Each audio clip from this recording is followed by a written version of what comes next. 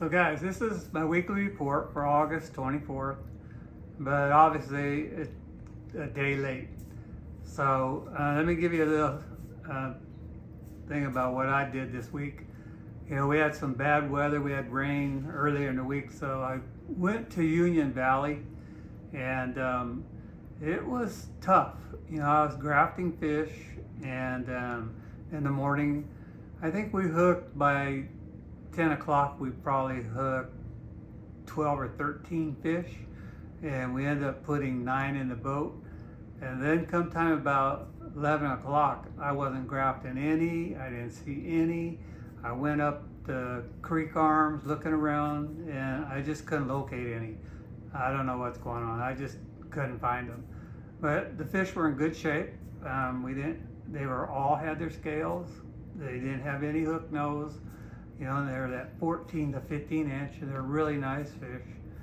But I just had a little tough time there. And then I went to the Delta, and it was crazy. Just talking to other people, the bite's been really good.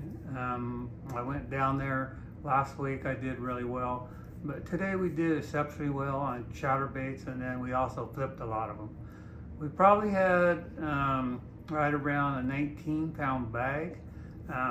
We had some nice fish. But anyhow, getting on what's going on in the area, I'm sure you heard that bluefin finally showed up again. Guys are going out past the Farallones. Some of them are heading south toward Half Moon, but they're catching them. The best bite, it looked like it's been straight out past the Farallones. And Tanner Carrick and Danny went out on Sunday, and they put 2 fish over 200 pounds in the boat, and I think they lost one other one.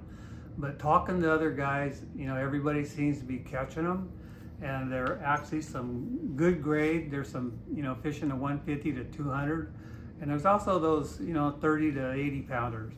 So there's a lot of fish out there, you know, straight out from the Golden Gate right now. And you know what, there's some guides that are talking about doing it, Ricky Acosta, Jay Lopes, Tanner Carrick, Steve Mitchell, and Caldon too, James Smith's gonna do it. So you need to, if you're interested, you need to contact those guys and then get on a waiting list, because it's kind of like a last minute thing where they will give you like 1 to 3 days notice, you know, especially because of the weather has to be good.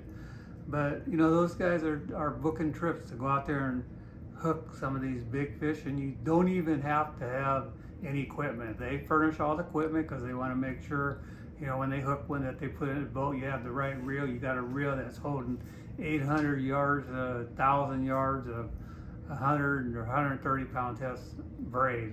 So you got to have it, and these guys have everything to do it the right way. And so, you know, if you're interested, contact one of those guys. They all have an internet site. You could go on there or call them. Other things going on, bottom fish is red hot out there at past the Farallones in that 300 to 350 feet of water. I know Cal Don went out there a few times last week. Friends of mine went on it, loaded the boat. I mean, it doesn't take very long to get your lingcods, and the lingcods all look like they're 10 to 25 pounds. And they're catching a lot of rockfish. A friend of mine went with them 2 days ago, said on shrimp flies, drop 2 shrimp flies down and you bring up 2 graded rockfish, a lot of red ones that run in that probably 2 to 8 pounds, but you're gonna come out of it with a good sack of fish, probably 20, 30 pounds of lingcod, and then, you know, 10 rockfish that are pretty good size. Another thing that's getting real good right now too is albacore fishing. So a lot of the guys, I know some guys that ran up to Fort Bragg, because usually Fort Bragg they come in a little closer, but with the albacore versus the bluefin will come in a cooler water, and the albacore will stay on that water that's 62, 64 degrees. And at Fort Bragg last week, Yuri went out and he went 70 miles out But they also, 2 boats went, him and another buddy, they put over 75 fish in the boat.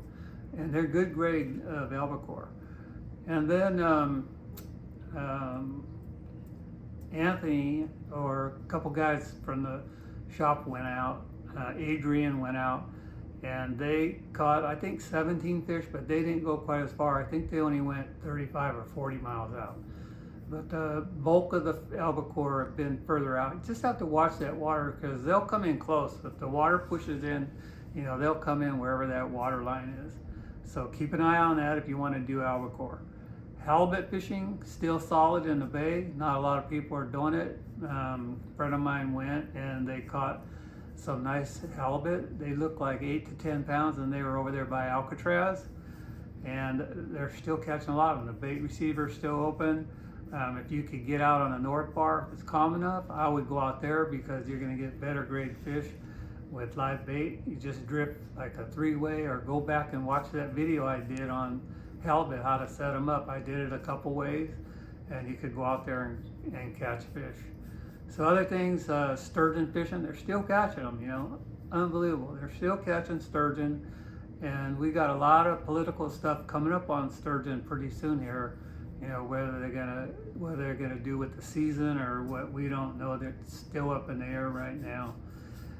Stripers, they're starting to show up in the Rio Vista area.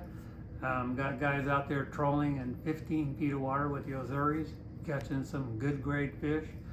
A friend of mine, Russ, was out there last Sunday, and they put over 50 or 60 stripers in the boat, throwing swim baits and 5-inch pearl swim baits, and then S-wavers. And they were fishing mainly out on the west bank, out the Broad Slough, that area. So other than that, you know, I've been catching a lot of them up by Liberty. When I have the right tide, I could go out and catch quite a few stripers, and the biggest I've been getting is right about 8 pounds. Most of them are in that 22, 23-inch range, but there's some nice fish starting to move into our system. So other than that, kokanee fishing, like I said, I did it up at UV, but there's Buller's Bar still red hot. Stampede, New Melones has been a little bit tough, but they're big there. Party's good. I heard Whiskey Town, and nobody's talking about Shasta, but they did plan it, and there's guys going up there, but they're not saying much. And when they don't talk like that, it's usually probably worth getting up there. Trout, getting really late, but as you see, Big Nate's been catching them at Party and at Comanche. You know, I'm sure you got to go down about 50 feet to get them, but you know, I'm sure Collins, Amador, I'm sure you could get them anywhere if you do it right. And I'm sure all the Sierra Lakes are probably putting out trout too. You can go to Fishing Game's website and see where they've been stocking. I know they've been stocking UV. I'm grafting a lot of them there on the surface, but I'm not fishing for them. But you know, you could get out there and go catch some trout. So, you know, it's just a weird year this year. Everything's really late, and but the fishing's been pretty solid. So, you know, no matter where you go, I think, you know, if you do it right, you're going to be putting some fish in the boats. I've done a lot of videos. I mean, you can look at ones that I've done in the past and see what, you know, mooching for salmon. I ran into a guy at the dock yesterday at UV, and he's telling me how he did it at Berryessa, and it worked, and he caught him, and he was really shocked. And I said, why? Because he goes, you know how someone tells you to go do something and it never pans out? But he said that, you know, he did exactly what I told him, and he caught a couple nice ones. And he can't wait till this fall, because usually in the fall and then getting into the January and February is the best time to do this. So anyway, don't forget, if you want to go get a bluefin, hook up with one of those guys, give them a call. You don't have to go, you just get on a waiting list, and then, you know, you call and they will call you and ask you, hey, we're going to go in a day or two, can you make it? And, you know, if you feel like going, go have at it, because they're not very far off outside the Golden Gate. So also, every Saturday morning, don't forget, at 6:35, I'm on California Sportsman, 1140 on the AM dial. and I go in the first Saturday every month, and I'm in there with Kent and Seps and talk to all the guides. And you know, even when I'm not there, I call in, you know, and I'm live on the radio talking about what's going on, you know, just like I'm doing now, but more current stuff that I might learn in the next 2 days or so. So anyway, hit that like button and please subscribe, because it'll help my video.